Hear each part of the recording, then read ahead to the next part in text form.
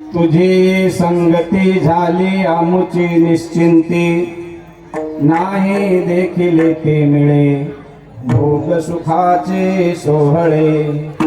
घरी ताकाचे सरोवर, येथे नवनीताचे पूर, नाही देखील ते मिळे भोग सुखाचे सोहळे। तुका म्हणे आता आम्ही नवजो दवडिता, नाही देखील ते मिळे भोग सुखाचे सोहळे। विठ्ठला विठ्ठला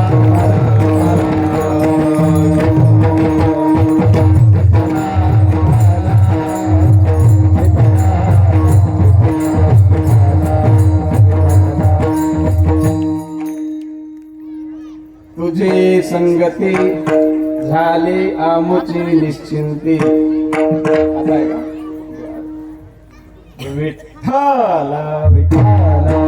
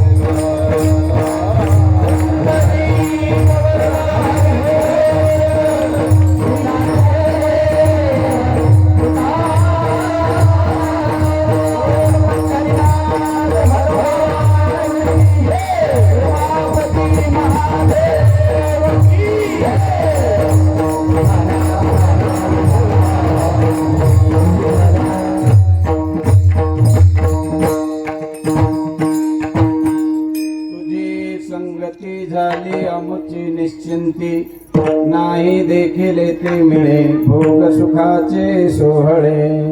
देवा आदि देवा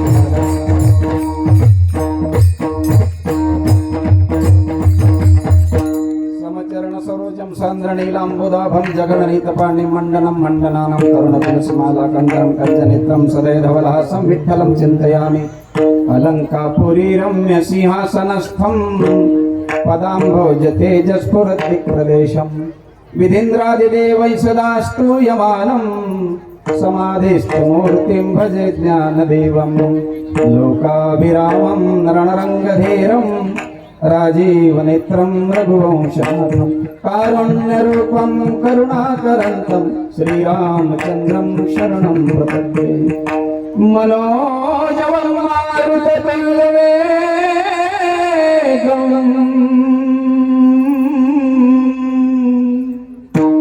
जितेन्द्रियं बुद्धिमतां वरिष्ठं वातात्मजं वानरयूथमुख्यं श्रीरामदूतं शरणं प्रपद्ये आञ्जनेयवायु संग्रामकार धरंधर नंदिताब्दि राक्षसारिं तं दयामित्र सादरम् अंजनी गर्भ संभूतो वायुपुत्रो महाबलः कुमारो ब्रह्मचारी च तस्मै श्री हनुमते नमः कृष्णाय वासुदेवाय हरे परमात्मने प्रणत क्लेशनाशाय गोविंदाय नमो नमः सच्चिदानंद रूपाय विश्वोत्पत्त्यादिहेतवे तापत्रय विनाशाय श्री कृष्णाय वयं नमः यं प्रोर्जन्तमर्पेतमपेत मृत्यं वैपायनो विरहकातराजुहा पुत्रेति तन्मयतया तरोभिनेदोस्तं सर्वभूतहृदयं मुनिमानतोऽस्मि जन्माद्यस्य तन्मयादितरतश्चार्थेषु विघ्नस्वरार्थिनि ब्रह्महृदयादिकवये मुह्यन्ति यत्सूरयः तेजोवारिवृतां यथा विनिमयो यत्र तत्र सर्वं प्रसादाम्ना स्वयं सदा निरस्तकुहकं सत्यं परं धीमहि सत्यं परं धीमहि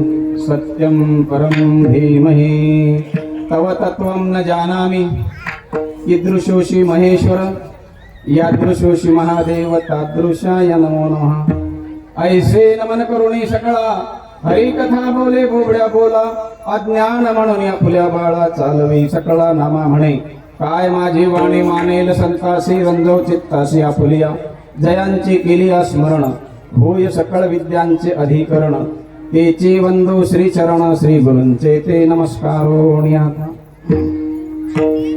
तुझी संगती झाली यामुची निश्चिंती नाही देखील ते मिळे भोग सुखाचे सोहळे प्रस्तुत काल्याचे कीर्तनरूपी सेवे करताना निवडलेला भंग महाराष्ट्र भूषण जगदवंद्य विश्वमान्य सकल संत कंठभूषण वैराग्य मूर्ती देहूचे सुप्रसिद्ध साधू जगद्गुरु तुकोबाराय यांचा चार चरणाचा उत्कृष्ट आणि गोड असा काल्याचं वर्णन करणारा काल्याच्या प्रकरणातला अभंग आहे सज्जन हो आजचा जो दिवस आहे तो तुमच्या आमच्या दृष्टीने सर्व मानव जातीच्या दृष्टीने अतिशय महत्त्वाचा आहे त्यातल्या त्यात नेवरवाडी गावकऱ्यांच्या दृष्टीने तर फारच महत्त्वाचा आहे कारण आज काय आहे आपल्या गावामध्ये बोलत जन्माला बोलता येते ना आज काय आहे आजचा जो दिवस आहे तो पेमेंटचा दिवस आहे नाही का माणूस कामात चुकारपणा करल पण पेमेंटच्या दिवशी मात्र तो हजर राहिल्याशिवाय राहत नाही आणि म्हणून आजचा जो दिवस आहे तो खऱ्या अर्थाने नाही का पेमेंटचा दिवस आहे पगाराचा दिवस आहे पगाराचा दिवस का म्हटलं मी तर आज काला आहे आपल्या सप्ताहाची काय आहे सांगता आहे 7 दिवस पर्यंत जे काही आपण या ठिकाणी श्रवण भक्ती केली नाही का कीर्तन भक्ती केली सेवा भक्ती केली त्या संपूर्ण भक्तीचं त्या सेवेचं फळ म्हणजे काल्याचे कीर्तन आहे विठ्ठला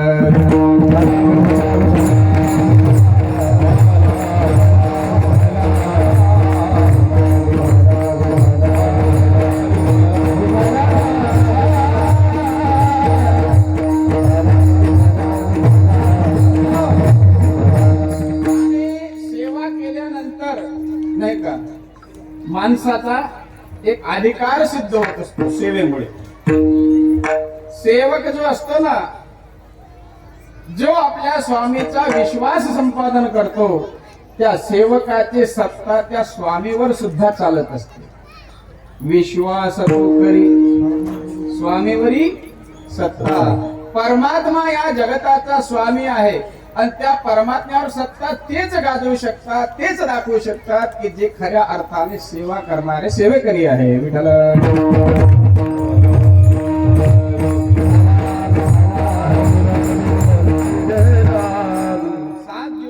आपण या ठिकाणी अतिशय पावन पवित्र अशी शिव महापुराण कथा श्रवण केली. आणि सध्याच्या काळामध्ये सर्वात जास्त महत्व जर कोण्या कथेला आलं असेल तर ते म्हणजे शिव महापुराण कथेला आले. कारण माझ्या सुद्धा 2024 पासून पुढे हनुमान जयंतीपर्यंत जवळपास शिवकथाच आहेत घेतलेल्या. कोणी भागवत मागत नाही, कोणी रामायण मागत नाही, कोणी हनुमान कथा मागत नाही, कोणी देवी कथा मागत नाही, कोणी दत्त कथा मागत नाही. जो येतो आमच्याकडे तो म्हणतो महाराज शिव कथा पाहिजे. चांगली गोष्ट आहे, कारण वेगवेगळी पुराणे जर आपण ऐकली तर त्याच पद्धतीने आपल्याला त्यातलं ज्ञान सुद्धा जास्तीचं प्राप्त होत असतं. ऐकलीच पाहिजे. परंतु कोणतीही कथा ऐकत असताना ती कथा नाही का व्यावहारिक दृष्टीने कधी लावायची नसते, सांसारिक दृष्टीने कधी लावायची नसते. परंतु सध्याच्या काळामध्ये शिवकथा जी आहे ती उद्धाराच्या ऐवजी नाही का संसारिक दृष्टीने जास्त लोक श्रवण करतात आणि लोकांचं काय त्या कथेकडे आकर्षण निर्माण झालेलं आहे. विठाला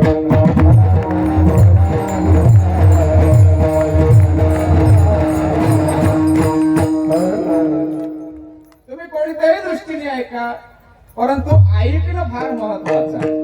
श्रवणाचे विषय नाही का साम्राज्य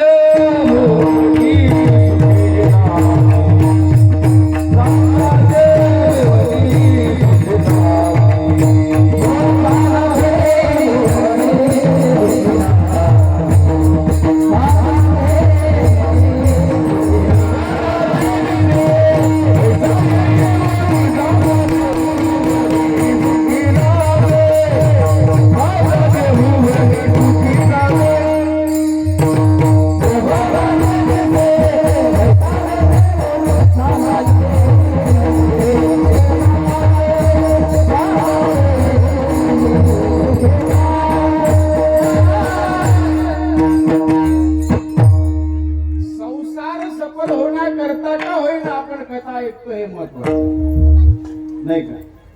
वास्तविक पाहता कथा कीर्तन सत्संग ही उद्धाराची साधना आहे. आणि म्हणून सांसारिक वस्तूसाठी जर आपण त्याचा उपयोग करून घेतला तर महाराज जे काही आपण आपल्या जीवनामध्ये पुण्य कमावतो ते पुण्य या सांसारिक विषयामध्ये काय होत असतं, खर्च होत असतं. आणि म्हणून वर्णन असं आहे की जे जे भक्त झाले, जे जे संत झाले, त्यांनी जीवनामध्ये परमार्थ करत असताना, सत्संग करत असताना संसार कधी मागितला नाही. आपण भागवत पहा, रामायण पहा. पण काही काय असे ना, कलियुगामध्ये जीवाला काहीतरी प्रलोभन दाखवल्याशिवाय तो भक्ती मार्गाकडे वळत नाही. आणि म्हणून त्याकरता अशा प्रकारे काहीतरी प्रलोभन दाखवावं लागतं नाही का. आणि म्हणून लोक परमार्थाकडे वळतात आणि हळूहळू संसारातून परमार्थ करत असताना माणूस निवृत्तीकडे वाटचाल करत असतो. असा हा सुंदर योग आपल्या गावामध्ये गेल्या अनेक वर्षापासून चालू आहे. आणि आमचे परम स्नेही आणि अतिशय जिव्हाळ्याचं व्यक्तिमत्व असणारे आमचे हरिभक्तपरायण बाबूराव महाराज यांच्या अमृतमय वाणीच्या द्वारे आपण ही कथा 7 दिवस श्रवण केली. खरोखर कथा ऐकणं म्हणजे धन्यतेचं लक्षण आहे. एक सांगू का तुम्हाला, ज्या ठिकाणी भगवंताची कथा होते त्या ठिकाणी 7 दिवस जरी जाणं झालं नाही, एक दिवस नव्हे एक पाऊल जरी त्या भूमीवर पडलं जिथं कथा चालू आहे, कारण ती भूमी इतकी पवित्र होते.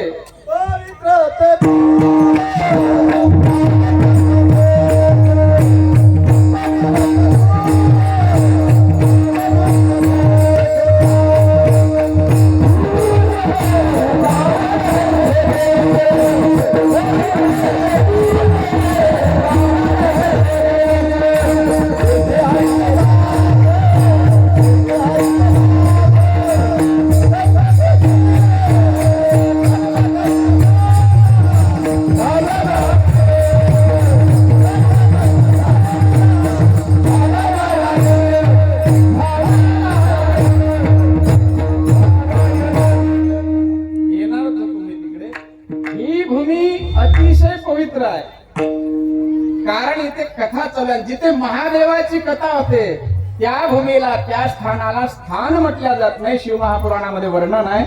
ते स्थान स्थान राहत नाही तर त्या स्थानाला महास्थानाची उपमा प्राप्त होत असते. म्हणून नेवरेवाडी जी गाव आहे, हे गाव आज या घडीला काय आहे, नुसतं स्थान नाही, नुसती भूमी नाही, नुसता देश नाही, तर हा महादेश आहे, ही महाभूमी आहे, हे महास्थान आहे. कशामुळे झालं? हे शिवकथेमुळे झालं. आणि अशा महास्थानामध्ये नाही का, या पंचक्रोशीमध्ये असं एक व्यक्तिमत्व, असा महात्मा जन्माला येऊन गेला या भूमीमध्ये, जेथे हरीचे दास आता पाहिजे नाही का, पवित्र ते तुकामाई महाराजांचा काय झाला या ठिकाणी, तुकामाई आणि त्यांचे शिष्य रामबापू महाराज यांची ही भूमी आहे. यांच्या पावन स्पर्शाने पवित्र झालेला हा सुंदर अशा प्रकारचा पारमार्थिक परिसर आहे. सध्याच्या काळामध्ये लोक इकडे वळत नाही, परंतु ज्या गावामध्ये, ज्या पंचक्रोशीमध्ये, ज्या भूमीमध्ये संत कृपा दृष्टी करतात ती भूमी सदैव पवित्र राहत असते. आणि अशी पवित्र पंचक्रोशी पंचभूमी आहे. आणि या भूमीमध्ये अशा प्रकारे तुकामाई महाराजासारखे, त्याचप्रमाणे रामबापू महाराजासारखे महात्मे होऊन गेले. आणि त्यांच्याच वंश परंपरेतील अशा प्रकारे आमचे विठ्ठल महाराज, त्यांचे शिष्य विठ्ठल महाराजांचा माझा बराचसा संबंध आलेला आहे. कारण महाराज आमच्या तिकडे येरड बाजारला यायचे, पांडेबा म्हणून होऊन गेले आणि त्यांच्याकडे दरवर्षी यायचे ते. आणि आम्ही सुद्धा मग तिकडे जायचो, तिथे आमचा संबंध आला. परंतु बराच काळ मध्यंतरी लोटल्या गेला. आज योगायोगाने विठ्ठल महाराजांची जरी नाही, परंतु त्यांच्या सुपुत्राची भेट झाली, एकनाथ महाराजांची नाही का, आणि एक उजाळा मिळाला आठवणीला. असा हा सुंदर योग या ठिकाणी आलेला आहे. पवित्र वाणीतून आपण कथा ऐकत आहात, ऐकलेली आहे.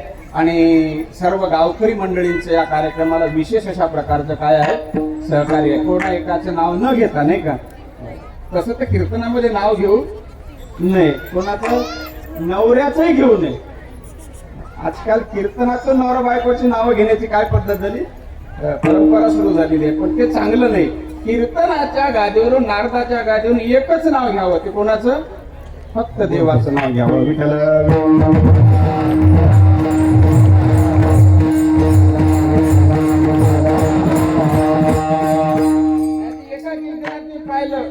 बायको कीर्तन कारण नवरा पकवा, ज्या बायकोने नवऱ्याचं नाव घेतलं, नवऱ्याने बायकोचं नाव घेतलं. कीर्तनात जे काय तुमचं प्रेम आहे ते तुमच्या घरी दाखवलं पाहिजे. समाजामध्ये तुम्ही प्रेम दाखवत असतात. प्रेम एवढं गुप्त राहील तेवढं ते श्रेष्ठ असतं.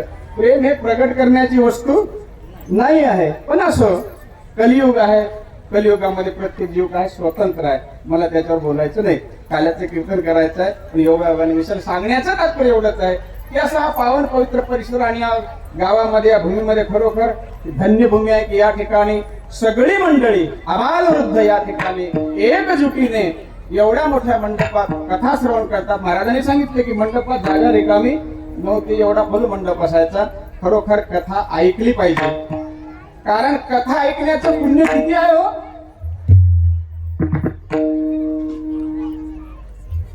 शिवकथा ऐकण्याचं पुण्य काय आहे माहित आहे का तुम्हाला? शिवकथा जर आम्ही नियमाने 7 दिवस ऐकली ना तर 100 वाजपेयी सहस्त्राणी 1000 वाजपेयी यज्ञ केल्याचं पुण्य शिवकथा ऐकणाऱ्याला प्राप्त होते. किती यज्ञ बोलत जा? 1000 यज्ञ केल्याचं पुण्य शिवकथा श्रवण करणाऱ्याला प्राप्त होते. नुसतं अश्वमेधच नाही, वाजपेय शतानीच 100 वाजपेय आणि 1000 अश्वमेध यज्ञ केल्याचं पुण्य फक्त शिवकथा ऐकल्याने प्राप्त होते. देवाची कथा एवढी पवित्र आहे म्हणून कथा ऐकल्याने यज्ञाचं पुण्य प्राप्त होते. एक विचारू तुम्हाला, एक कथा ऐकल्याने 100 वाजपेयी आणि 1000 अश्वमेध यज्ञ केल्याचं पुण्य प्राप्त होते. तर किती यज्ञ केल्यानंतर कथा ऐकल्याचं पुण्य प्राप्त होते सांगा? किती यज्ञ केले म्हणजे एक कथा ऐकण्याचं पुण्य प्राप्त होते? बोलत जा गड्या तुम्ही. याला उत्तरच नाही आहे. मी एवढ्या कथा करतो, मी अशी कथा नाही की मी करत नाही. मी सगळ्याच कथा करतो, दत्त कथा करतो, हनुमान कथा करतो, राम कथा करतो, भागवत कथा करतो, शिव कथा करतो, देवी कथा करतो, वेळ प्रसंगी साई कथा सुद्धा साई भक्तासाठी करतो, गजानन कथा सुद्धा करतो. कोणतीही कथा असू द्या, तुमच्या सर्वांच्या आशीर्वादाने माऊलीच्या कृपेने कथा मी मात्र कोणतीही करतो. पण एवढ्या कथा करूनही माझ्या वाचनात असं कुठं गेलं नाही की इतके यज्ञ केल्यानंतर नाही का एक कथा ऐकल्याचं पुण्य प्राप्त होतं. तुम्ही तरी ऐकलं का आजपर्यंत एखाद्या वाक्याच्या मुखातून? नाही.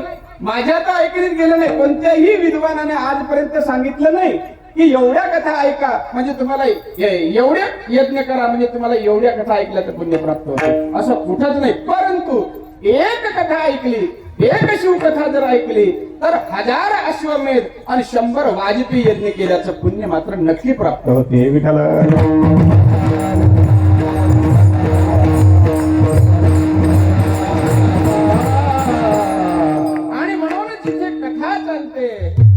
महाराज अशा प्रकारे त्या स्थानाला महास्थान म्हटलेलं. कारण महादेवाचा संबंध जिथं जिथं येतो तिथं तिथं महाशब्द लागतो. महादेवाचा जो भक्त आहे तो साधारण भक्त नाही, तो महाभक्त आहे. महादेवाचा कथा ऐकणारा जो श्रोता आहे तो साधारण श्रोता नाही, तो महाश्रोता आहे. महादेवाचं जिथं मंदिर आहे ते साधं मंदिर नाही, तर महादेवाचं महामंदिर आहे. सांगण्याचं तात्पर्य एवढंच आहे, प्रत्येक जिथं जिथं महादेव येतो, महादेवाचा संबंध जिथं जिथं येतो तिथं तिथं अशा प्रकारे महाशब्द लागतो. आणि म्हणून अशी ही पवित्र कथा आपण सर्वांनी श्रवण केली. आणि त्या कथेचं फळ मी सुरुवातीला विनोदाने बोलून गेलो की पगाराचा नक्कीच पगाराचा दिवस आहे. आज त्या कथेचं फळ म्हणजे हे काल्याचं कीर्तन आहे. विठ्ठल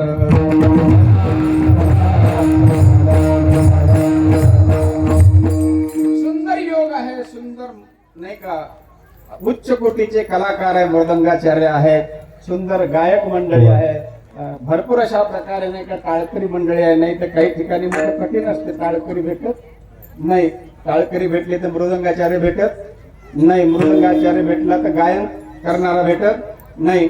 परंतु या ठिकाणी सुंदर अशा प्रकारचा तालमेळ आहे. सुंदर मृदंगाचार्य, सुंदर टाळकरी गायक मंडळी आहे, श्रद्धावान मंडळी. आणि परमात्मा श्रद्धेचा असावा. माणसाने गुणवान जरूर असावं, पण नुसतं गुणवान राहू नये, तर तो सद्गुणी असला पाहिजे. सद्गुणी त्यालाच म्हणतात की जो ज्याच्या ठिकाणी गुणही आहे आणि गुणासोबत सदाचार आहे त्याला सद्गुणी म्हटल्या जातं. गुणवान तर भरपूर आहे, गुणवानाची कमतरता नाही, पण सद्गुणी लोक जे आहेत ते फार बोटावर बोलण्यासारखे आहे. असे सद्गुणी लोक या ठिकाणी, गुणीजन मंडळी या ठिकाणी आपल्याला प्राप्त झाली. म्हणून त्यांचं सुद्धा मी शब्द समुदायाने अभिनंदन करतो. विठ्ठल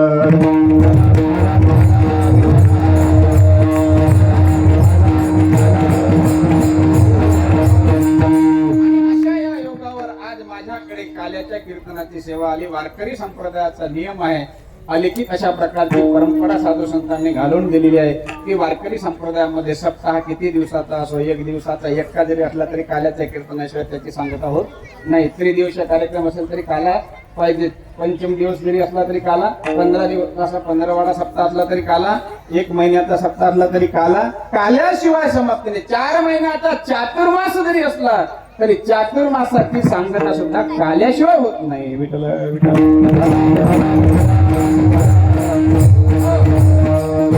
म्हणून आज काल्याचं कीर्तन, काल्याच्या कीर्तनाच्या दिवशी कीर्तनकार जो आहे तो बांधला गेलेला असतो. कशाने बांधलेला असतो? दोरखंडाने नाही, तर नियमाने बांधला गेलेला असतो. कारण काल्याच्या कीर्तनामध्ये एकच गोष्ट सांगितली नियमाने की काल्याच्या कीर्तनामध्ये फक्त कीर्तनकाराने कृष्णाने जे काही चरित्र केलं भगवंताने त्या चरित्राचा उच्चार काल्याच्या कीर्तनामध्ये करावा, या नियमाने तो बांधलेला असतो. एरवी कीर्तनकार मोकळा असतो. 7 दिवस जे असतात कीर्तन, ते कीर्तनकार कसे असतात महाराज? मोकळे असतात. पण ते आजकालचे कीर्तनकार मोकळे नाही, तर मोकाट सुटतात. विठ्ठल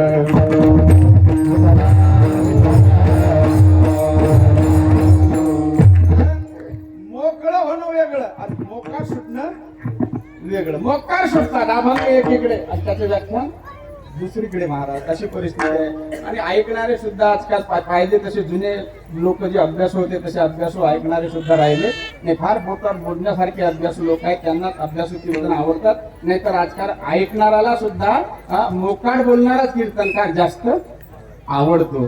पण एक लक्षात ठेवा, मी सांगेल तुम्ही पुढे बोलवा नका बोलवा, परंतु मोकाट कीर्तन कधी ऐकायचे नाही, मोकाट कीर्तन ऐकायचे नाही, त्याने तुमचं कल्याण होणार नाही.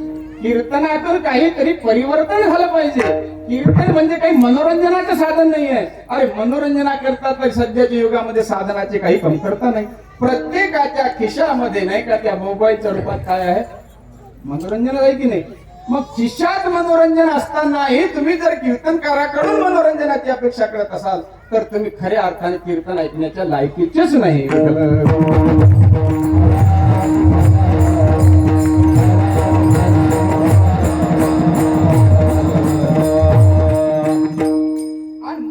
कीर्तनकाराची फी काही कमी नाही.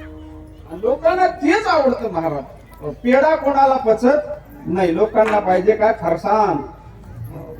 फरसाण पाहिजे. मग फरसाणासाठी पैसे किती गेले तरी चालते नाही का. सांगण्याचं तात्पर्य दरवर्षी माळकरी होता त्या गावामध्ये असं मी ऐकलं. हे खऱ्या अर्थाने सप्ताहाचं फळ आहे.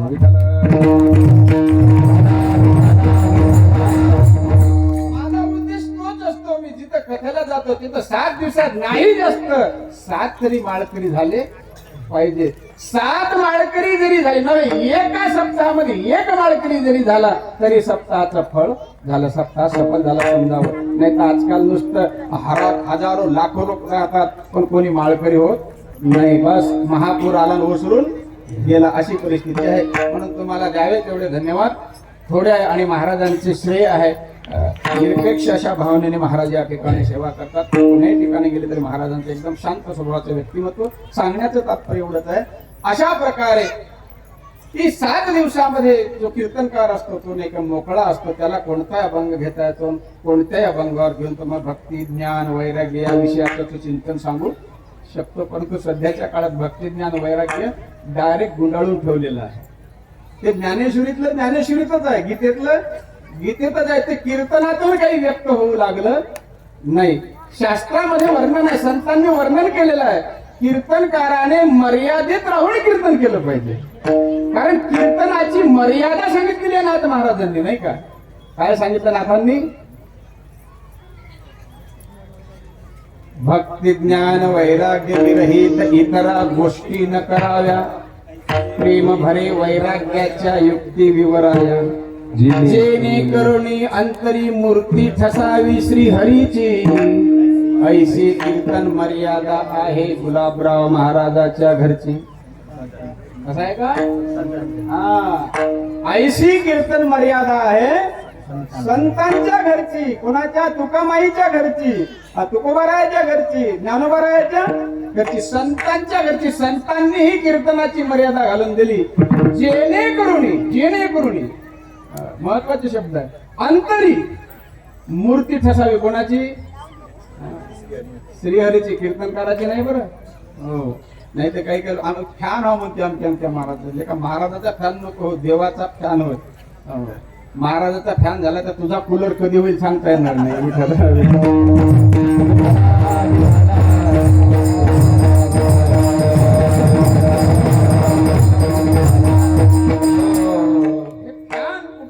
काय माहित, अमक्या महाराजाचा फॅन.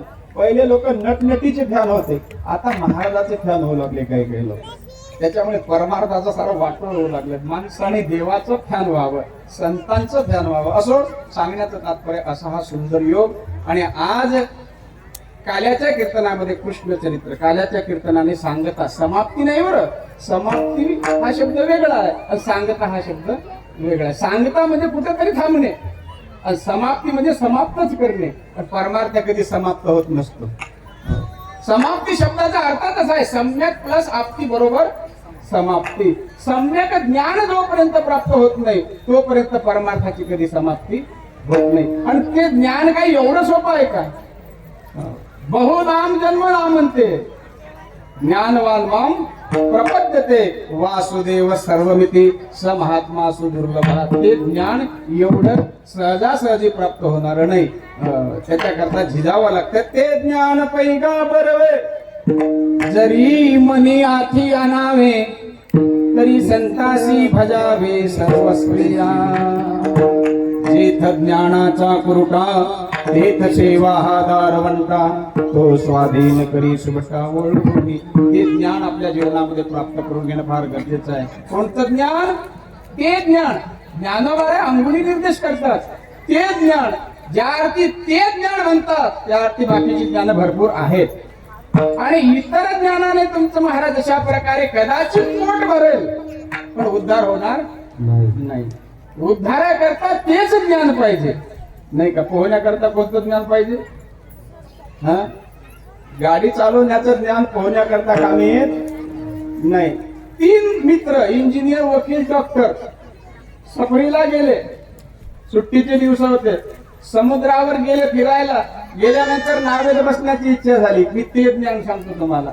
नावेत बसण्याची इच्छा झाली. तिघही नावेत बसले आणि तो नावाडी नाव हाकू लागला. नाव हाकता हाकता त्या ठिकाणी डॉक्टरने प्रश्न केला, का रे म्हणे नावाड्या किती शिकला? म्हणे साहेब आम्हाला कुठलं शिक्षण नाही, आमचा हाच धंदा म्हणे नाव हाकण्याचा. अरे म्हणे पण एखाद्याला डोकं जर दुखलं तर कोणती गोळी घ्यावी याची काही अक्कल आहे? याचं काही ज्ञान आहे तुला? म्हणे सरकार मी शाळेतच गेलो नाही तर मला याचं ज्ञान कुठून असणार? अरे अरे म्हणे तुझा 25% जन्म वाया गेला. कोण म्हणे? डॉक्टर म्हणत आहे. एवढ्यात लगेच वकील म्हणू लागले, काय म्हणे 498 ची केस जर लढायची असली तर मग कोणत्या कलमा वगैरे लागतात, कोणत्या केसला कोणती कलम लागते याचं काही तुला नॉलेज आहे का? म्हणे महाराज अहो साहेब म्हणे मी शाळेतच गेलो नाही तर मला काय त्याचं ज्ञान असणार? वकील म्हणे 25% जन्म तुझा वाया गेला. म्हणजे 25 किती झाले? 50% झाले. त्याच्यानंतर इंजिनियर म्हणू लागला 1 किलोमीटरचा आणि 20 फूट रुंदीचा रोड जर बनवायचा असेल तर किती गिट्टी लागेल, किती सिमेंट लागेल, किती वगैरे मुरुम लागेल वगैरे वगैरे विचारलं. म्हटले सरकार मी शाळेतच गेलो नाही मला काय करणार? अरे अरे म्हणे तुझा 25% जन्म वाया गेला. म्हणजे किती झाले आता? 75% नावाड्याचा जन्म वाया गेला. एवढ्यात काय झालं? नाव मध्यभागी गेली अचानक वादळ सुटलं आणि वादळ सुटल्यानंतर नाव डगमगायला लागली. नाव डगमगत असताना काय झालं? नावेत पाणी शिरू लागलं. त्यावेळेला नावाडी म्हणू लागला आता काही खरं नाही, नाव डुबणार. मग डॉक्टर, वकील, इंजिनियरला विचारू लागले, सांगा हो तिघही साहेब तुम्हाला पोहणं आहे का? म्हणे आम्हाला पोहणं आहे पण घरी बेडरूम मध्ये गादीवर. हे पोहणं नाही म्हणे पाण्यातलं. मग म्हणे ऐकून घ्या, माझ्या आता 75% जन्म वाया गेला पण तुम्हाला जर पोहणं नसेल तर तुमचा 100% जन्म वाया गेला. कळलं का तुम्हाला कोणतं ज्ञान? ते ज्ञान वकील, डॉक्टर, इंजिनिअरचे ज्ञान तिथं तुम्हाला कामी येणार नाही. तिथं पोहण्याच ज्ञान पाहिजे. ते असेल तरच तुम्ही जगला, नाही तर मेला बुडला. तसं संसार रूपी समुद्रामधून तरुण जायचं असेल तर तेच ज्ञान तुम्हाला उपयोगी पडणार आहे. कोणतं? नामरूपी म्हणा वगैरे वगैरे. नाम हे साधन आहे. सांगण्याचं तात्पर्य ते ज्ञान ज्या ज्ञानाने मनुष्य संसार सागर करून जातो ते ज्ञान जीवनामध्ये प्राप्त करून घेत आहे. त्याला ब्रह्मज्ञान म्हणता येईल, त्याला आत्मज्ञान सुद्धा म्हणता येईल. वेगवेगळे त्याला नाव आहे. सांगण्याचं तात्पर्य ते ज्ञान प्राप्त करून घेणं एवढं सोपं नाही. हजारात एखाद्याला प्राप्त होत असतं. आणि म्हणून परमार्थ हा पूर्ण कधीच होत नसतो. परमार्थ करणारा पूर्ण होईल, त्याची समाप्ती होईल. मग आम्ही कुठपर्यंत हे करत राहायचं महाराज? तर जोपर्यंत ते ज्ञान प्राप्त होत नाही तोपर्यंत. मग या जन्मात नाही मिळालं तर पुन्हा जन्म घ्या, पुन्हा हे करा. काही जन्मात नाही मिळालं पुन्हा जन्म घ्या, पुन्हा परमार्थ करा. तोपर्यंत कुठपर्यंत जोपर्यंत ज्ञान प्राप्त होत नाही, जीव शिवाय ते ज्ञान प्राप्त होत नाही तोपर्यंत हे करत राहा. मी तुम्हाला विचारतो जेवण कुठपर्यंत करायचं माणसाने? पोट भरेपर्यंत नाही का? जेवण पोट भरेपर्यंत करायचं. पण पोट भरलं हे केव्हा समजायचं? ढेकरे जेवण साचे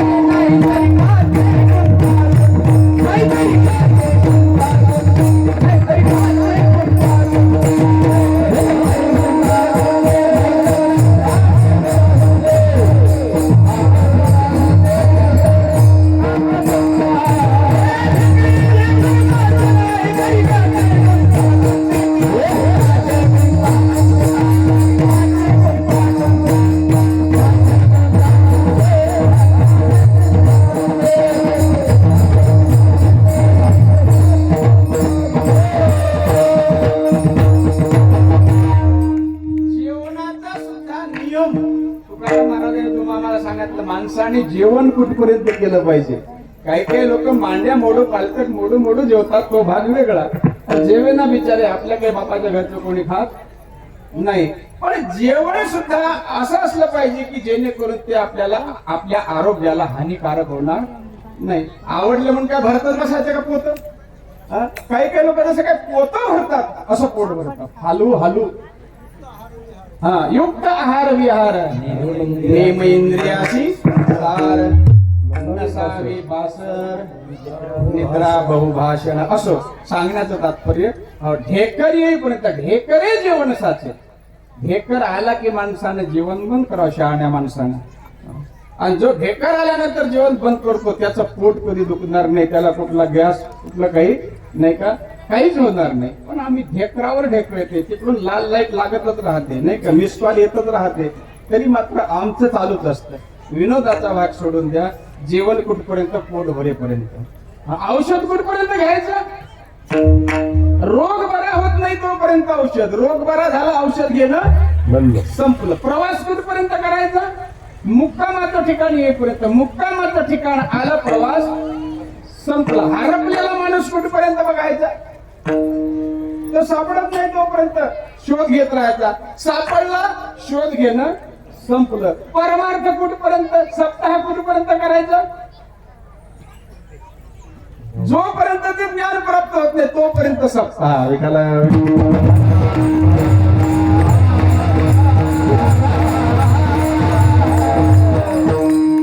पण आमच्या मागे संसारिक काम असल्यामुळे नाही का, आम्ही 12 महिने सप्ताह करू शकत नाही. म्हणून 7 दिवसाचा काय सांगितला, विधी सांगितला. आणि 8व्या दिवशी काल्याच्या कीर्तनाने त्याची परिसांगता सांगितलेली आहे. तेव्हा काल्याच्या कीर्तनामध्ये विशेष करून भगवंताने ज्या काही लीला केल्या त्याचा उच्चार करायचा. तसं जर पाहू गेलो तर भगवंताचं चरित्र 3 कालखंडामध्ये आहे. कृष्णाचं चरित्र 3 कालखंडामध्ये आहे. एक कालखंड गोकुळ वृंदावन, दुसरा मथुरा आणि तिसरा द्वारका. गोकुळ वृंदावनामध्ये 11 वर्ष, मथुरेमध्ये 14 वर्ष आणि द्वारकेमध्ये 100 वर्ष. असा एकूण 125 वर्षाचा कालखंड भगवान श्रीकृष्ण परमात्म्याचा आहे. आणि 3ही कालखंडामध्ये वेगवेगळ्या पद्धतीने भगवंताचं चरित्र त्या ठिकाणी संतांनी वर्णन केलेलं आहे. द्वारकेमध्ये भगवंतांनी राज्य केलं, मथुरेमध्ये 14 वर्ष भगवान राहिले, द्वारकेमध्ये राज्य केले. या 3 कालखंडापैकी नेमकं कोण्या कालखंडातल्या चरित्राचा उच्चार करावा त्याचं वर्णन आहे. चरित्र ते उच्चारावे 3 कालखंड. मथुरेत 14 वर्ष राहिले, द्वारकेमध्ये 100 वर्ष राज्य केलं देवाने. करी द्वारकेशी राज्य देव, काही चिंता नाही कवणेविषयी, काही चिंता कोणा नाही कवणेविषयी. करी द्वारकेशी राज्य देव. देवाच्या राज्यामध्ये जनतेला कोणत्याच विषयी कोणत्याच प्रकारची चिंता नव्हती. कृष्णाच्या राज्यामध्ये जनतेला, सामान्य जनतेला कोणत्याच प्रकारची आणि कोण्याच विषयी कुठलीच चिंता नव्हती. आणि आताच्या राज्यांच्या कारकिर्दीत किती फरक आहे. आताच्या राज्याच्या कारकिर्दीत प्रत्येक माणूस चिंतित आहे, प्रत्येकाला चिंता आहे. आणि सर्वात जास्त चिंता किंवा सर्वात जास्त टेन्शन जर कोणाला असेल तर ते टेन्शन मध्ये माझा शेतकरी राजा आहे. त्याच्या एवढी चिंता तर कोणालाच नाही. त्याला मजुराची चिंता, त्याला निसर्गाची चिंता, त्याला फवारणीची चिंता, त्याला काही चिंतेला कमीच नाही. एवढंही करून नाही का पीक आलं तर नंतर तुमच्याकडे रोई डुकर आहे का? पुन्हा रोया डुकराची चिंता. पण पूर्वीच्या काळी दिवसभर वावरात काम करा, संध्याकाळी गावातील घरी येऊन झोपा. आता जमते का?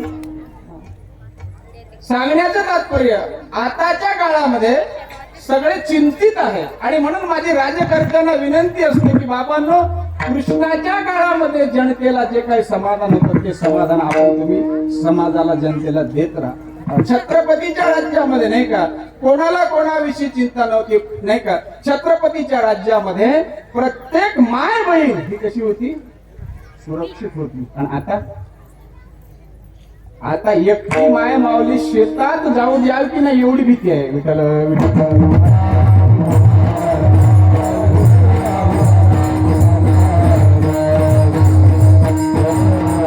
सांगण्याचं तात्पर्य भगवंतांनी द्वारकेत 100 वर्ष वर्ष राज्य केलं, पण त्या चरित्राचा उच्चार करायचा नाही. मथुरेतल्या चरित्राचा उच्चार करायचा नाही, तिथं मारामाऱ्या केल्या.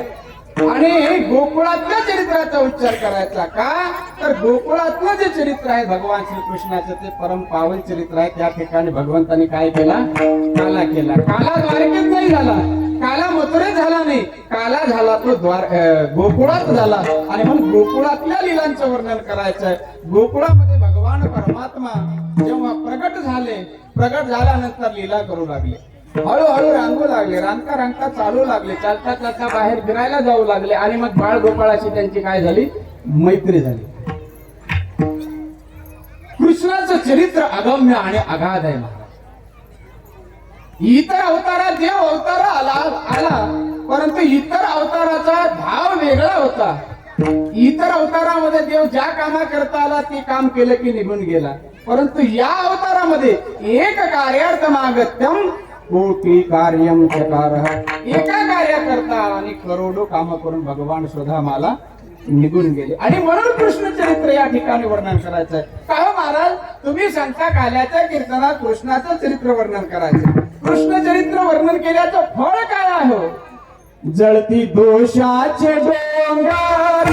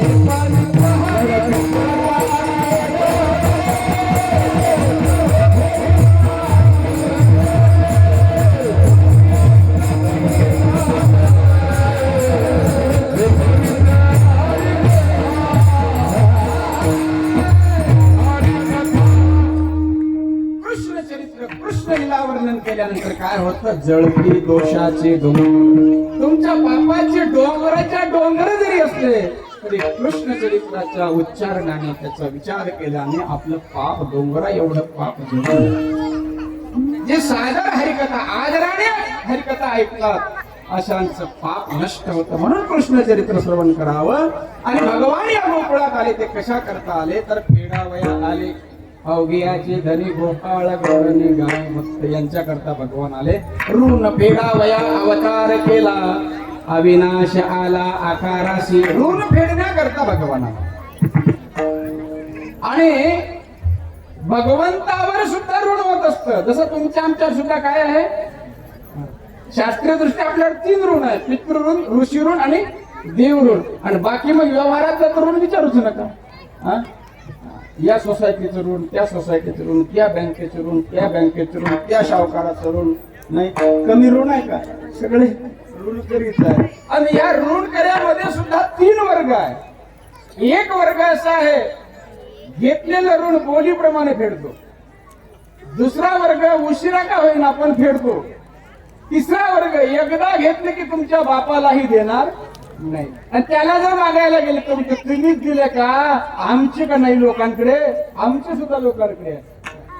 म्हणजे आपल्याला सुनावून देतो आणि शेवटी म्हणतो एक वाक्य त्याचं ठरलेलं असतं, नाही दिले तर काय करता म्हणते की बेशरम. हा एकदम हलकट वर्ग आहे ऋण फेडणारा मध्ये. दुसरा 2 नंबरचा उशिरा का होईना, त्यानं तारीख दिलेली असते, वेळ दिलेली असते, पण नेमकं काय आहे पैसे जमत नाही. उशिरा पैसे जमल्यानंतर तो सावकाराकडे जातो आणि म्हणतो भाऊ घ्या पैसे तुमचे, थोडं लेट झाले. सगळे सोंग होतात हो, पण पैशाचं सोंग होत नाही. लेट झाले, लेट का होईना पण दिले, बरं आहे. एक वर्ग असा आहे बोलीप्रमाणे फेडणारा आहे. असा आमचा परमात्मा बोलीप्रमाणे ऋण फेडणारा आहे. भक्तांचं ऋण झालं म्हणून परमात्मा गोकुळामध्ये निर्गुण निराकार परमात्मा गोकुळामध्ये नराच्या रूपात आला, व्यक्तीच्या रूपात आला आणि गोकुळामध्ये भगवंताला अशी काही बालमित्र मंडळी मिळाली. ज्यावेळेला बालमित्राकडे भगवंताने पाहिलं तर ती सगळी बालमित्र मंडळी एकदम उद्बत्तीच्या गुंतली की मी पेशंट.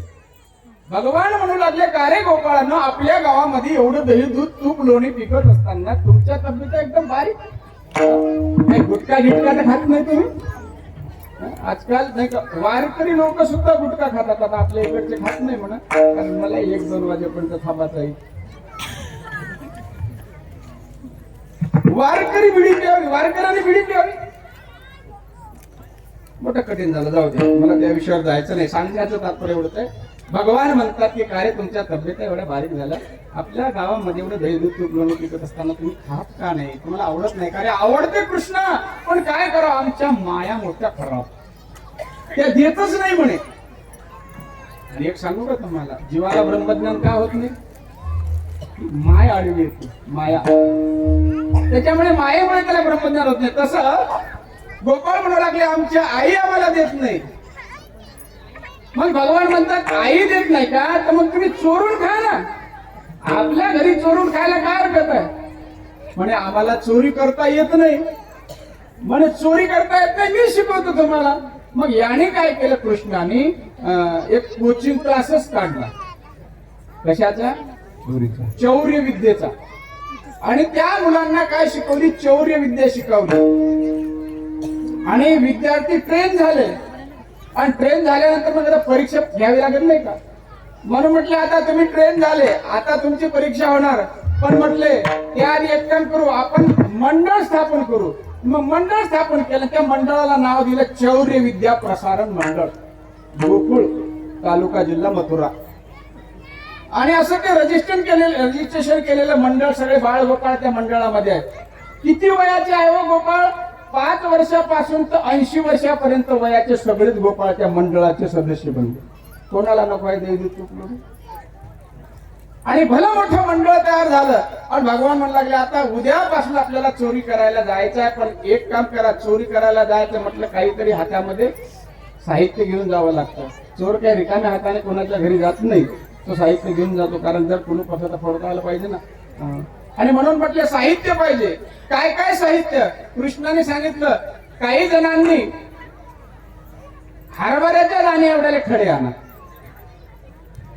काही जण वस्त्रगाळ माती आणा, काही जण काठ्या आणा, आणि काही जण सराट्याचे काठे आणा. 4 साधनं सांगितले चोरीसाठी कृष्णाने. काठ्या, खडे, सराट्याचे काठे आणि वस्त्रगाळ माती सांगितली. पेंद्या उठलं ना म्हणे आजपर्यंत आम्ही चोरीचं साधन असं कधी ऐकलंच नाही. म्हणून चोरी करायला जायचं म्हटल्यावर नाही का काहीतरी रामपुरी, AK-47 वगैरे पाहिजे की नाही? हे नाही. आणि हे कशासाठी? पेंद्या म्हणू लागला. काय म्हणे कृष्णा, तू म्हणतो की खडे घेऊन या, हे खडे कशासाठी? भगवान म्हणतात तुला कळत नाही. अरे आपण जेव्हा त्या गोपिकांच्या घरात घुसू त्यावेळेला अंधार असेल, कारण गोपिका मोठ्या हुशार आहेत, त्या बटन नाही का लाईट ऑफ करून झोपतील. मग ते दुधाने आपल्याला दिसणार नाही. त्यावेळेला काय करायचं? सगळे काय फेकायचे? खडे फेकायचे. जिकडे टणटण वाजलं समजा इकडचं भांडं रिकाम आहे, आणि जिकडे भदभद वाजलं समजा वा, हा असं भदभद वाजलं म्हणजे ठीक आहे, खडे बरोबर आहे. अरे ते काठी कशा करतात? अरे काठी याच्या करता गवळणी मोठ्या हुशार आहेत. त्या कधी कधी काय करतील की दुधाण्यावर शिंकाळ्यावर ठेवतील, आणि शिंक्यावर ठेवलेल्या दुधाने आपला हात पूर्ण नाही, आपण छोटे छोटे गोपाळ, त्यावेळेला काय करायचं? काठीने ती दुधाने फोडायची, आणि मग त्याच्यातलं दही दूध लोणी आपण प्यायचं. म्हणजे ठीक आहे, काठ्या ठीक आहे, पण का रे कृष्ण हे वस्त्रगाळ माती कशासाठी? एकानं विचारलं. भगवान म्हणू लागले कदाचित आपल्या कल्ल्या हल्ल्याने त्या गवळणी जर उठल्या, मग त्यावेळेला आपण सापडू त्यांना, त्या मारतील मग बेदम आपल्याला. मग त्यावेळेला काय करायचं? त्या पकडायला आल्या की आपली वस्त्रगाळ माती त्यांच्या डोळ्यात फेकून द्यायची, त्या डोळे चोळत बसतील, आपण पळून जायचं. त्यात एक होत ना, अरे म्हणे त्या जर चष्मा घालून आल्या मग कृष्ण म्हणू लागले, हे सराट्याचे काटे कशासाठी आहे? सराट्याचे काटे कळतात ना तुम्हाला? आपण शेतकरी लोक आहोत नाही का? कारण सराट्याचा काटा आहे, त्याला आयुर्वेदामध्ये गोखरू म्हणतात. सराट्याचा काटा असा आहे, तुम्ही कसाही फेका त्याचा एक टोक वरच राहते, कारण त्याला 3 टोक असतात. पण तो कसाही जरी टाकला तर एक टोक वर असते. जर चष्मा घालून आल्या तर म्हणजे सराट्याचे काटे त्याचे असे मार्गात फेकून द्यायचे, त्यांना काटा रुतल, आपण पळून जायचं. म्हणजे एक होतं ना हुशार लंगड बोबड्या, म्हणे त्या जर चपला घालून आल्या तर म्हणे मग भगवान म्हणू लागले, तुम्हाला लोणी खायचं का तर्क कुतर्क करत बसायचं? माणसाने तर्क कुतर्क करू नाही. कृष्णासारखा मार्गदर्शक भेटल्यानंतर त्याचं ऐकलं पाहिजे की नाही? चांगला मार्गदर्शक जीवनामध्ये भेटल्यानंतर त्याचं आपण ऐकणं गरजेचं आहे. कारण काही काही लोक कसे असतात मग पाहायला, यांना करायचं नसलं म्हणजे ते तर्क कुतर्क करत असतात.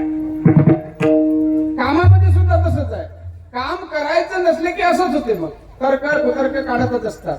काम करणाऱ्यामध्ये सुद्धा मी 3 वर्ग सांगत असतो. एक वर्ग असा आहे ऐकीव काम्या, दुसरा वर्ग सांग काम्या आणि तिसरा वर्ग आगाऊ काम्या. पहिला वर्ग ऐकीव काम्या. बापाने पोराला सांगितलं म्हणे आज काल्याचा दिवस आहे, महाराज मंडळींना 3 वाजता आपल्याकडे चहा पाण्यासाठी बोलवलेला आहे. पोराला सांगितलं, पोरगं होतं भारत पाकिस्तानची मॅच पाहत, आणि पोराला सांगितलं 3 वाजले म्हणजे जा रे म्हणे बंड्या, महाराज लोकांना बोलावून घेऊन ये, ते सावकाराच्या घरी महाराज लोक आराम करत आहे. बंड्या होतं टीव्ही पाहत, त्याचं मन लागलं होतं टीव्ही त्या मॅच मध्ये. बाप म्हणते त्या महाराजांना बोलवून घेऊन ये, पोरगं म्हणते बाबा ते घरी नसतील. अरे घरीच आहे, पण म्हणे एखाद्या घंट्याने गेलं तर जमत नाही का? अरे त्यांनी मला 3 वाजताचा टाइम दिला, तू जा. म्हणे बाबा ते झोपून असतील. अरे नाही ते उठले. बाबा तिथं कुत्र असल, ते मला डसल. बाप मरी त्याचा तू नको. म्हणजे यानं काम ऐकलं नाही म्हटलं का, करत नाही म्हटलं नाही, पण काम मात्र केलं नाही. हा ऐकीव कामामध्ये मोडतो. दुसरा एक वर्ग आहे सांग काम्या, सांगितलं तेवढंच करते. काल्याचा दिवस होता, दुपारचं कीर्तन. सासूबाई भाविक होती, काल्याला निघाली कीर्तनाला. तर सुनबाईला सांगितलं, नेमकं दूध तापवून ठेवलं होतं तिनं मोठं पातेलं भरून, आणि सुनबाईला सांगितलं मी थंड व्हायसाठी दूध ठेवलेलं आहे, तू एक काम कर, मी येईपर्यंत जरा दुधावर लक्ष ठेव, कारण संध्याकाळी महाराज लोक आपल्याकडे दूध घ्यायला येणार आहे. सुनबाई म्हणू लागली तुम्ही टेन्शन घेऊ नका, ती होती सिरियल पाहत. आजकाल आमच्या माता भगिनींना त्या सिरियलचं सुद्धा फार वेळ लागलेला आहे. बरं त्या सिरियल मधून चांगलं घेतात काय? जे कारस्थान करणारे असतात ना, ते गुण पहिले घेतात. आता इथल्या चांगल्या आहे माऊल्या म्हणा, इथली गोष्ट करत नाही, कारण मला 2 वाजेपर्यंत थांबायचं आहे, इथली गोष्ट करणार नाही, मी इथलं काहीच सांगणार नाही. आणि भले इथलं काही सांगायचं झालं तर तिकडं मग आता पुढं कीर्तन आहे, तिथे गेल्यानंतर सांगेल मग इथलं, पण चांगलं सांगेल, तसं काही टेन्शन घेऊ नका. विनोदाचा भाग सोडून द्या. सांगण्याचं तात्पर्य, सासूबाई गेली, सुनबाईने सांगितलं मी आहे ना म्हणे इथं, तुम्ही टेन्शन घेऊ नका. सासू गेली, 2-2.5 तास कीर्तन झालं, कीर्तन ऐकून घरी आली, पण ती पहिले पातेल्याकडे गेली तर पातेल्या दुधाचा थेंबही नव्हता. सासू म्हणू लागली शेवटी जे होऊ नये तेच झालं. आणि ती पूर्वीची सासू होती बरं, आताची सासू नव्हती. आताची सासू फार गरीब आहे, गाईसारखी, आणि तिने गाईसारखंच गरीब राहावं जर तिला सुखानं भाकर पाहिजे असेल तर. आताच्या सासूने तिचा जर वास दाखवला तर तिला वृद्धाश्रमाचा रस्ता दाखवल्याशिवाय राहणार नाही सोडून. आताच्या सासूवानी शांत राहिलेलंच बरं, कारण आताचा जो काळ आहे तो सासूचा नाही. आताचा काळ कोणाचा आहे आजी? हा, सुनांचा आहे. पहिला सासरवास होता, आता काय महाराज, आता सुनरवास सुरू झालेला आहे. तेव्हा विनाकारण तुम्ही सुनाच्या पोराच्या संसारामध्ये काही इंटरफेअर करत जाऊ नका. जर तुम्ही करण्याचा प्रयत्न केला तर आपली बॅग भरून तयार ठेवा.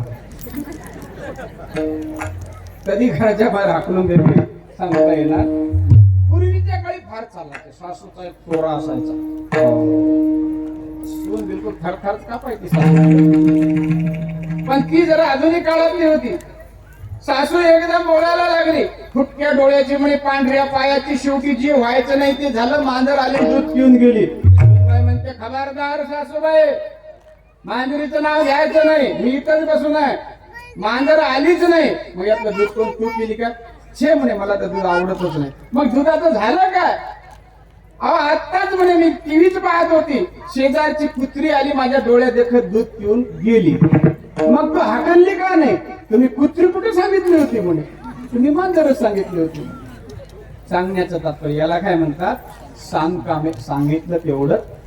तिसरा वर्ग काम करणारा मधला आगाऊ कामे. एकाने पोराला सांगितलं म्हणे बेटा जा रे म्हणे मेडिकल मध्ये डॉक्टरने चिठ्ठी लिहून दिली औषधाची, एवढी बॉटल घेऊन ये आणि तुझी आजी बिमार आहे तिला पाजायचं ताबडतोब ये.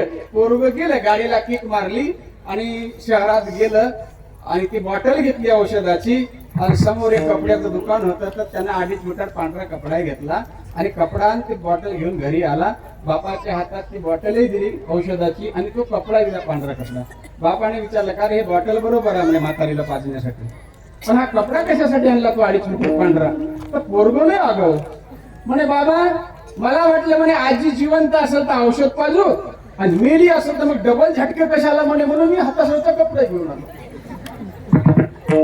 याला म्हणतात आगाऊ कामे.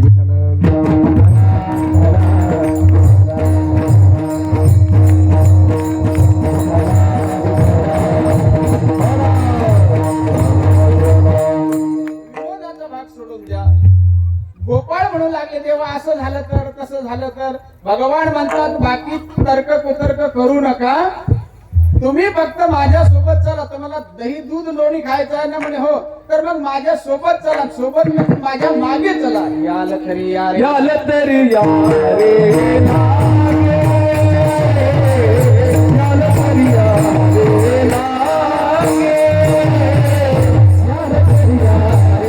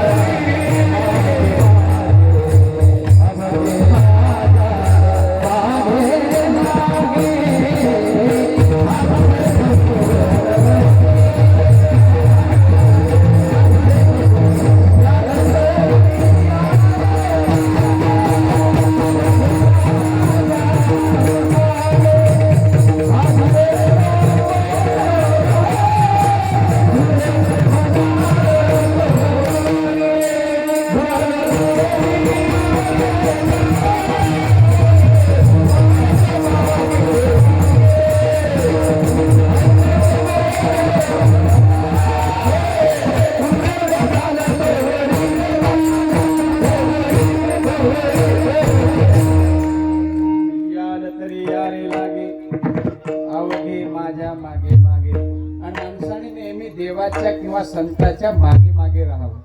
पुढे जाण्याचा प्रयत्न करू नये.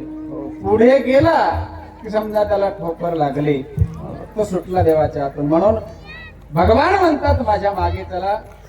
आणि गेले एका गवळणीच्या घरी आणि ते घर सुद्धा अतिशय एकांताचं होतं. घर पाहुणे एकांताचे, नवविधा नवनीताचे. भगवंताने चोरी केली.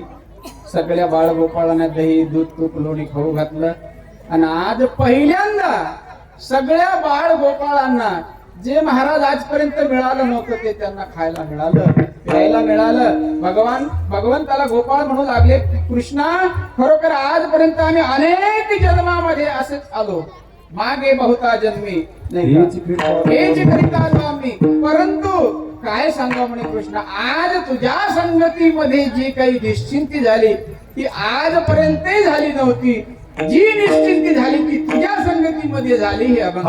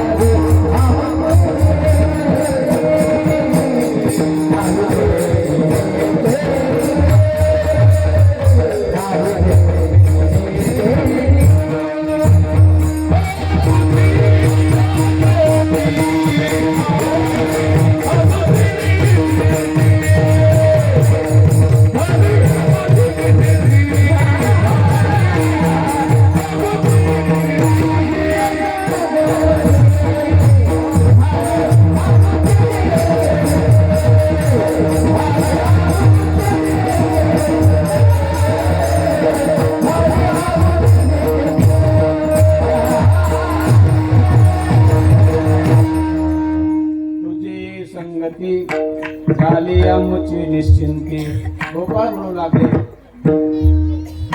की तुझ्या संगतीमध्ये आमची निश्चिंती झाली. आणि सज्जनो, मानवी जीवनामध्ये निश्चिंती जर पाहिजे असेल तर एकतर देवाची संगत करावी किंवा संताची संगत करावी. आणि एक गोष्ट पक्की लक्षात ठेवा, मनुष्य म्हटला की तो संगती प्रधान प्राणी आहे. कोणाची तरी संगत केल्याशिवाय त्याला राहावत नाही.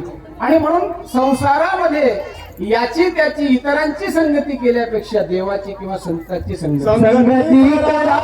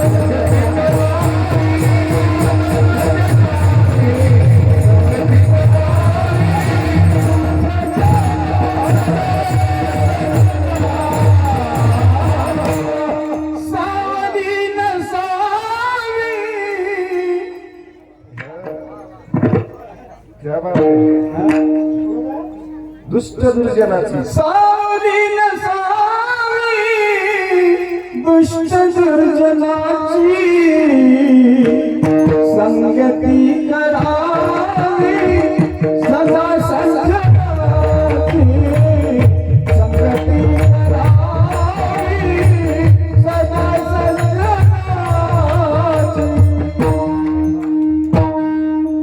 सदा सज्जनाची संगती करावी.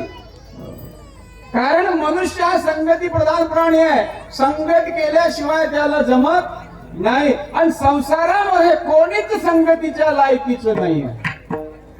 संसारामध्ये लोक तुमचं दुःख ऐकून घेताना तुमच्या समोर दोन अश्रू काढतील, पण तुमच्या घरून उठून गेल्यानंतर तुम्हाला धासतील. संसार असा आहे. संसार हा संगतीच्या लायकीचा नाही. संसार हा विश्वासाच्या लायकीचा नाही. संसारात कोणती गोष्ट विश्वासाची आहे सांगा बरं. अहो, लग्न झालं म्हणजे मुलगा होईलच, आहे का विश्वास? आहे का शाश्वती? झाला मुलगा तर तो नाही का शिकलच, आहे का शाश्वती? शिकला, मनासारखी नोकरी मिळेल, आहे का विश्वास? आहे भरोसा? संसार भरोशाचा नाही आहे.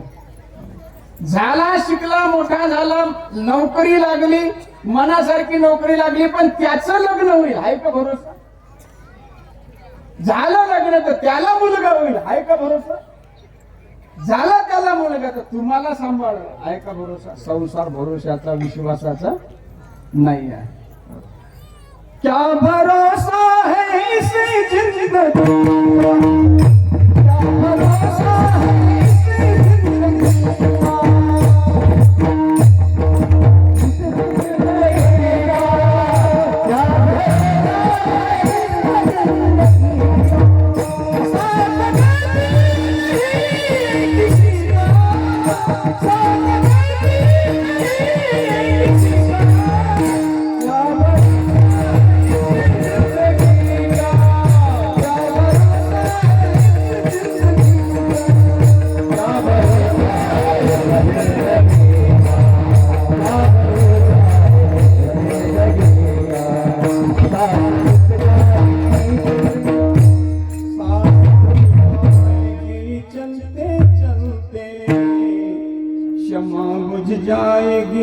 चलते चलते दम निकल जाएगा, दम निकल जाएगा, दम निकल जाएगा, दम निकल जाएगा रोशनी का, क्या भरोसा है इस जिंदगी। जाऊ द्या बाकीचं, ज्या शरीराच्या आश्रयाने आम्ही आहोत त्या शरीराचा तरी भरोसा आहे का? शरीर सुद्धा भरोसा करण्याच्या लायकीचं नाही.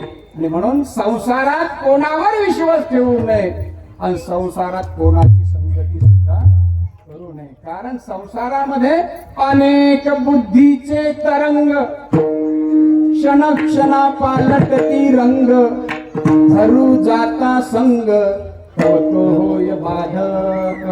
संसारात कोणाचा संग धरा तो बाधक ठरणारा आहे. आणि म्हणून संगत एक तर देवाची किंवा देव मान्य संतन के संगे लागले, तेरी अच्छी बने.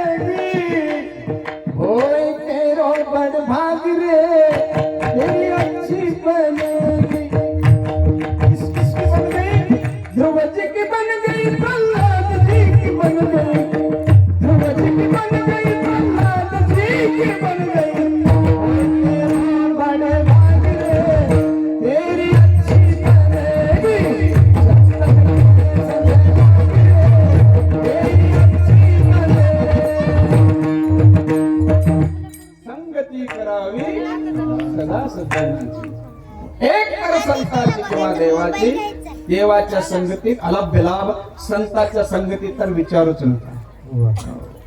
संत संगत में तीन गुण है, हर कोई लागत पाओ और खाने को मिष्टान्न मिले, आखिर वैकुंठ जाओ. तीन फळ, तीन फायदे साधूच्या संगतीत आला. फक्त त्याच्याकरता एक करावं लागतं, गळ्यामध्ये पवित्र तुळशीची माळ घाल. एकदा माळ घातली ना महाराजाच्या सोबत सप्त्यावर आला नाही का सगळे लोक जय हरी महाराज, याला काहीच नाही येत, विनाय घेता येत नाही तरी जय महाराजाच्या संगतीत जय हरी महाराज, जय हरी. लोक पाया पडतात, घरी बायको पाया पडत नाही कधी. पण इथं आल्यानंतर विचारूच नका. वेळेवर चहा, वेळेवर नाश्ता, वेळेवर जेवण, संध्याकाळ, सगळ्या गोष्टी अगदी वेळेवर. ज्याला घरी बायको कवडीची किंमत देत नाही त्याने गळ्यात माळ घातली साधूच्या संकेत आल्यानंतर काय त्याचं महाराज वाह, हर कोई लागत पाव. लोक पाया पडतात. आणि खाणे को, खाण्याला तर विचारूच नका महाराज. श्री बालाजी सुकुबुचा बेत रोजच. श्री बालाजी सुकुबुबा म्हणजे समजलं नाही का? श्री म्हणजे श्रीखंड, मा म्हणजे बासुंदी, ला म्हणजे लाडू, जी म्हणजे जिलेबी नाही का, गो म्हणजे गुलाबजाम, सो म्हणजे सुतारस, को म्हणजे पुरणपोळी. सांगण्याचं तात्पर्य नाही का, रोज रोज नवीन नवीन मिष्टान्न. लोक विचारून स्वयंपाक करतात आमच्यासाठी, घरी बायको नाही विचारत. काय सांगावं मला, विचारतात महाराजांना नेमकं काय आवडतंय. कशाचा परिणाम आहे? संगतीचा, ज्ञानोबारायाच्या संगतीचा, तुकोबारायाच्या संगतीचा. लोक विचारतात महाराज. घरी तर कुठं गाडी लावली, कुठं आला, कधी गेला, आई पत्याला सत्ता नाही. पण संत संगत में तीन गुण आहे. लोक पाया पडतात खायला. तुम्ही जे खाल्लं नाही ना, खाल्लं नाही जाऊ द्या, तुम्ही जे पाहिलं नाही ते आम्ही खाल्लं. विठाल विठाल विठाल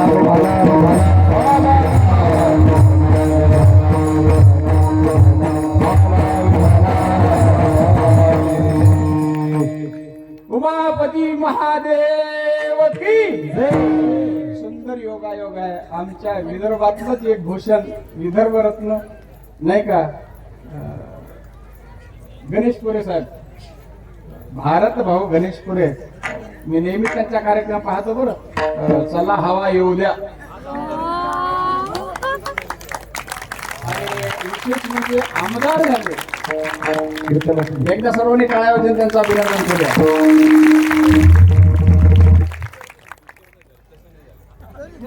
तसे होतील होतील. पिक्चर मध्ये का होईना पण आमदार झाले ना. मी तर अजून स्वप्नात नाही झालो. समोर आहे साहेब, समोर बसा. या ना समोर बसा. आणि मला अभिमान आहे आमच्या विदर्भातले असल्यामुळं. मला काय अमरावती जिल्हा नाही का? माझा यवतमाळ.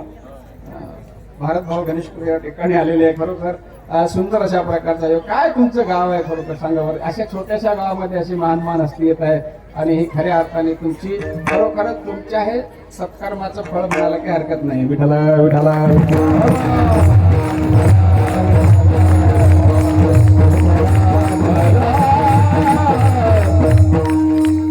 अनेको मिष्टान्न दिले, आखिर वैकुंठ ही जा. नंतर वैकुंठाला जाईल का नरकाला जायचे आपल्याला माहित नाही. पण दोन फळं आपण पाहिलेच की नाही, स्वतः अनुभवतो. म्हणून संगत करावी कोणाची, संताची किंवा देवाची. तुझी संगती झाली आमुची निश्चिंती.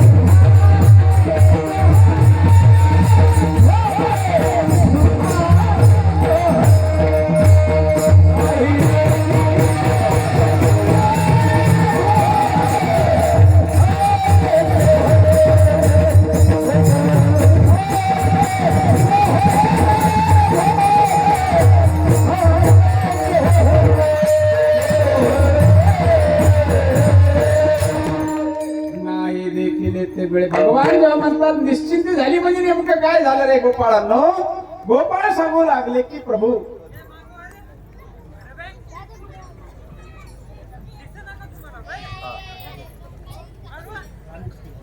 असं का. बरं चालेल चालेल. महाराजांना डिस्टर्ब करतो पण सर्वांना माफ करा. महाराजांना डिस्टर्ब करतो पण काय गावामध्ये आमचे गावकरी एवढं प्रेमाने सप्त्याचं आयोजन करतात. मला वाटलं की हा सप्ताह अमर व्हावा. अमर तेव्हाच होईल जेव्हा एखाद्या चित्रपट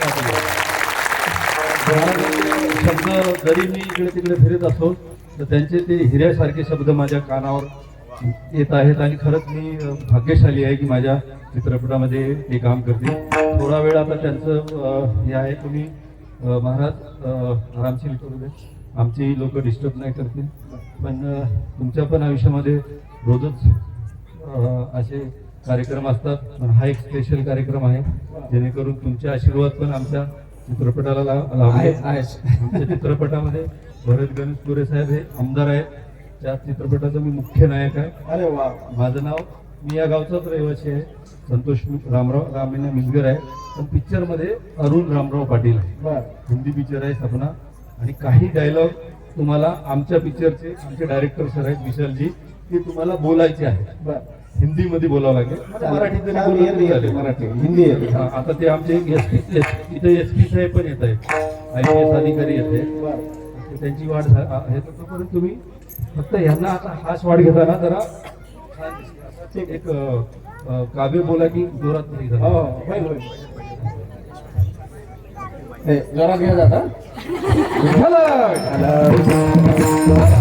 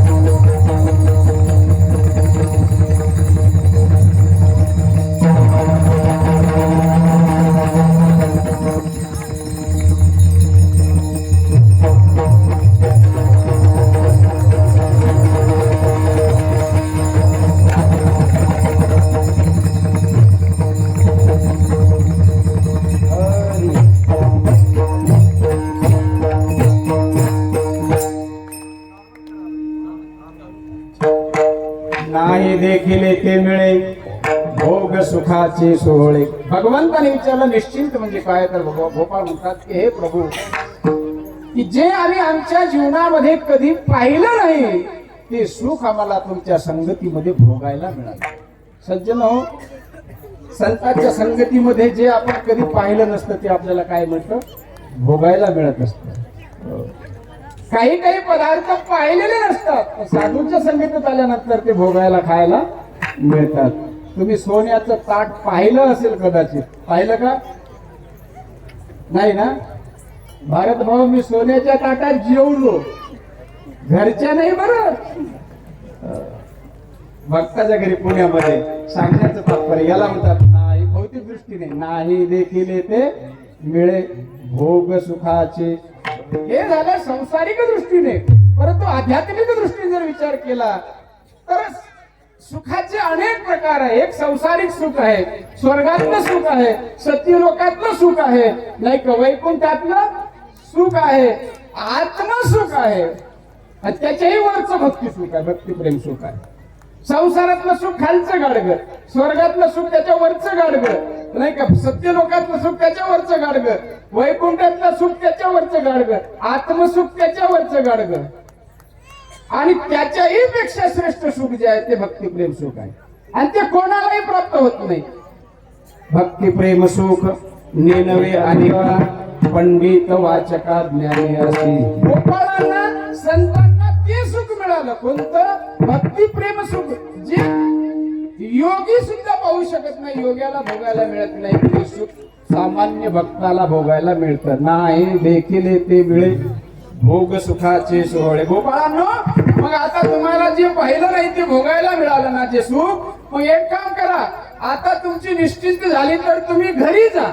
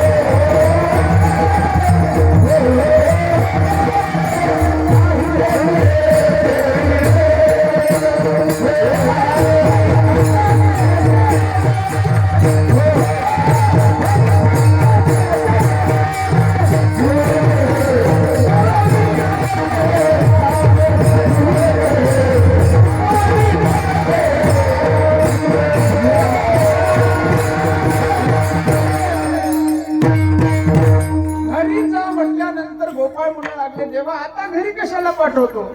अरे घरी आहे तरी काय, घरी ताकाचं फुटकं पाणी आहे. संसार हा ताकाचं काय आहे? फुटकं पाणी. संसार म्हणजे ताक आणि परमार्थ म्हणजे परमात्मा म्हणजे लोणी. संसारामध्ये नाही का दुःखच दुःख आहे. घरी ताकाचे सरोवर. ताक कशाला म्हणतात? ताक कशाला म्हणतात? ज्याच्यात काहीच ताकद राहिली नाही त्याला ताक म्हणतात. आणि लोणी हे त्या दुधाचं सार आहे. घरी ताकाचे सरोवर, येथे नवनीताचे पूर. देवा घरी ताकाचं फुटकं पाणी, आता आम्हाला घरी पाठवू नको. तुझ्या सहवासामध्ये आलो तेव्हापासून सगळा आनंदी आनंदी आहे. जे पाहिलं नाही ते भोगू लागलो. तुझ्या संगतीमध्ये निश्चिंती झाली. आता घरी कशाला पाठवतो? इथेच आम्हाला तुझ्या सोबत राहू दे. भगवान म्हणतात, गोपाळांनो, अरे इथं जर आपण राहिलो, अरे 2 वाजत आले, आता आपल्याला इथं जास्त वेळपर्यंत आता येणार नाही. कदाचित त्या गवळणी उठल्या आणि त्यांनी पकडलं आणि आपल्याला मारलं तर बेदम मारू दे म्हणे. देवा मारलं तरी आता जाय काय, तू हाकलून जरी दिलं ना तरी आम्ही आता इथून तुझ्या संगतीतून जाणार नाही. हे अभंगाचं शेवटचं.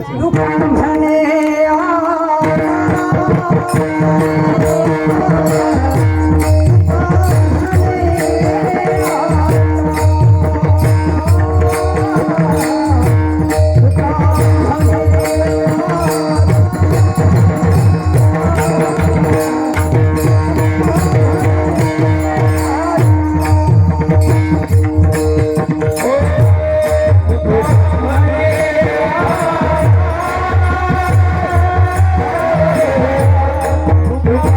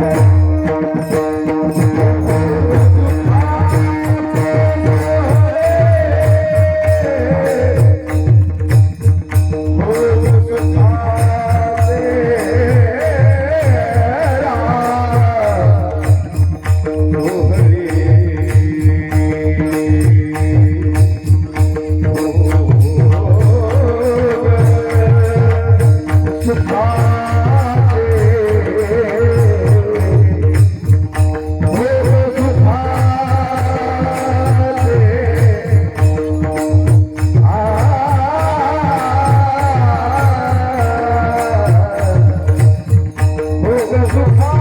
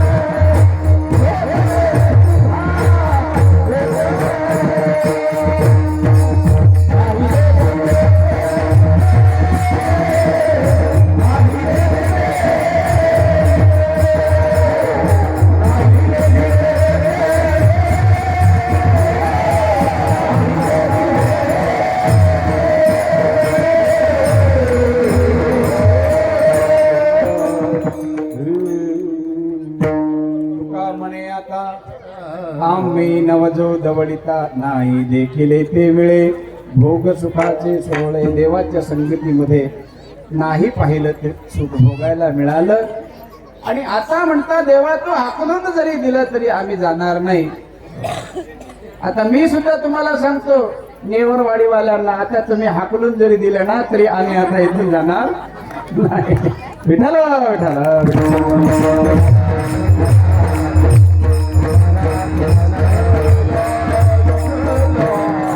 यथावती आता अवकाशभंगाचा शब्दार्थ भावार्थ आपण करण्याचा प्रयत्न केला. एकदा मोठ्या प्रेमाने भगवंताचं आपण भजन करूया. विठोबा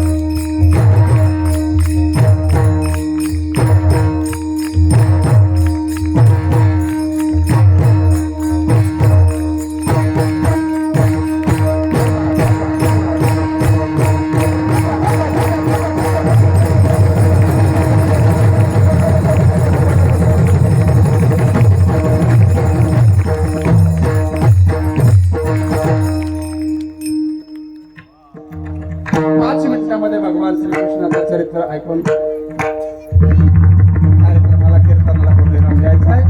भगवान श्रीकृष्ण परमात्मा गोकुळामध्ये अवतरित झाल्यानंतर भगवंतांनी लीला केल्या, चरित्र केलं. ते चरित्र करत असताना किती अवस्थेमध्ये केलं त्याचं वर्णन केलेलं आहे. हे दशे चरित्र केले नारायणे रांगता बोधने रांगित आहे.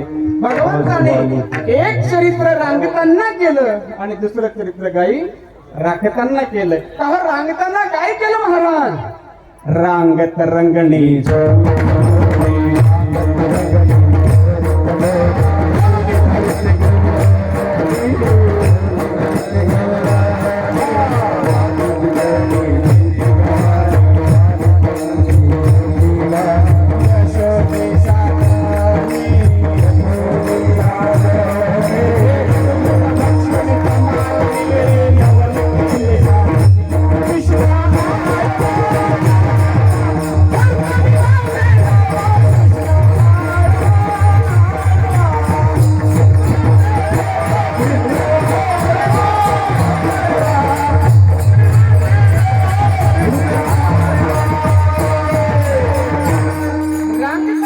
काय केलं? रांगत रंगणी चोरीत लोणी कोणी धरती गवळली, बांधती चरणी देती गाराणी यशोदे साजली, कधी लक्ष्मी माल लेणे नवल केले साजनी, कृष्ण आळवा आळवा परतली माते गावा, कृष्ण आळवा आळवा. कृष्णाने शौर्य कर्म केलं, चोरी केली. आता चोरी केली म्हणजे नेमकी कशाची केली? बऱ्याच वेळेला लोक कृष्णावर वेगवेगळ्या प्रकारचे आरोप घेतात. जेवढे आरोप कृष्णावर झाले तेवढे कोण्या देवावर झाले नाही. आणि आरोप करण्याचं एकमेव कारण काय, तर लोकांना कृष्णाच्या चरित्राचा पाहिजे तसा अभ्यास नसल्यामुळे. कृष्णाने 16,108 बायका केलं. कशासाठी केलं? लोकांना एवढंच माहिती आहे. मला सांगायला वेळ नाही या ठिकाणी, तर मी सांगितलं असतं. त्याला सामाजिक कारण सुद्धा आहे आणि धर्म कारण सुद्धा त्याच्यामध्ये आहे सांगणे, आणि आध्यात्मिक कारण सुद्धा आहे. सांगण्याचं तात्पर्य भगवंताने चोरी केली. कशाची केली? चित्ताची. चित्त चोरी आले नंदाच्या नंद.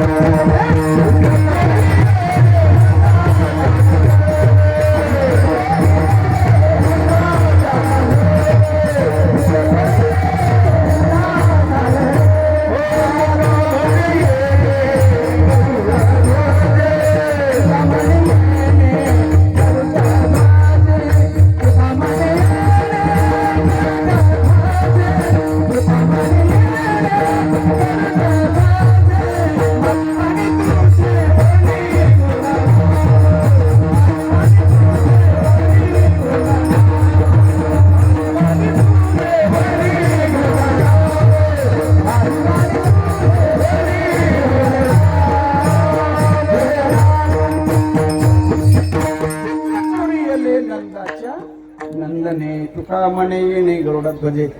भगवत भक्ताचं जे लोण्याप्रमाणे मृदू झालेलं चित्त आहे, त्या चित्ताची चोरी कृष्णाने केली. संतांची जी भाषा आहे ती रूपकात्मक आहे. कधी कधी काय होतं, संतांच्या शब्दाचा अर्थ आपण जर डायरेक्ट वाचिक अर्थ लावतो म्हटलं तर त्याचा तो खरा अर्थ लागत नाही. त्याच्याकरता लाक्षणिक अर्थ आपल्याला कळला पाहिजे, आणि तो अर्थ कळण्याकरता जीवनामध्ये संतांची कृपादृष्टी सुद्धा तेवढी पाहिजे. संतांच्या वाङ्मयाचा अर्थ कळण्याकरता संतांची जी कृपादृष्टी असावी लागते तेव्हा ते कळते. बऱ्याच वेळेला व्यवहारामध्ये सुद्धा माणसाची बोलता बोलता अशा प्रकारे नाही का हे होते, चूक होते, गलती होते करत असताना. एकाला विंचू चावला होता आणि विंचू चावल्यानंतर तो डॉक्टरकडे गेला. डॉक्टरला त्यांनी बोट दाखवलं, म्हणजे डॉक्टर साहेब विंचू चावला वेदना होता. आता विंचू चावल्यावर वेदनाच होणार, गुदगुले थोडीच होणार आहे. म्हणजे विंचू चावला, लवकर काहीतरी द्या, झटपट द्या. डॉक्टर जरा गडबडीत होते, म्हटले माझं ऑपरेशन आहे, मी ऑपरेशन थिएटर मध्ये निघालो. तू एक काम कर, पेन घेतला, घराकडे गोळी लिहून दिली आणि पट्टी सांगितली, ती पट्टी लाव. कुठं लावायची डॉक्टर साहेब? जिथं विंचू चावला तिथं ही पट्टी लावायची म्हणजे. हॅलो. यानं औषध घेतलं, गोळी घेतली, ती पट्टी घेतली, घरी गेला. गेल्यानंतर काय झालं, ज्या बैठकीमध्ये